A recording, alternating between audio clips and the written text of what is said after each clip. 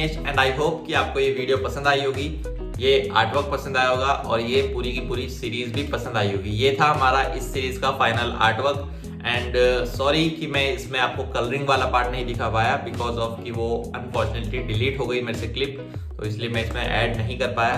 बाकी I hope कि आपको जितना भी पार्ट मैं इसमें दिखाया है, स्क्रिबलिंग एंड थोड़ा बहुत जो कलरिंग का बचा था, वो आपको पसंद आया होगा। अगर आपको पसंद आया तो प्लीज़ उसको लाइक शेयर कमेंट ज़रूर करें और अपने विचार हमें ज़रूर बताएं कि आपको पूरी की पूरी सीरीज़ कैसी लगी। बाकी मैं आपको इस पूरी सीरीज़ का एक ओवरव्यू दूंगा एक और वीडियो में, जिसमें मैं स्केच बुक टूर कर दूंगा, जिसमें आपको एक एक करके सारे कैरेक्टर्स आराम से दिखाऊंगा, ठीक है ना।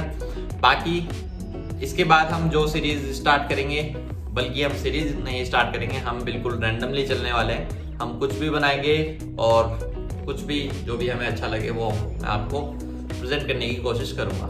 बाकी आप कीजिए रिवील एंजॉय और मैं मिलता हूं आपसे आने वाली वीडियोस में। तब तक के लिए bye bye, take care, thank you.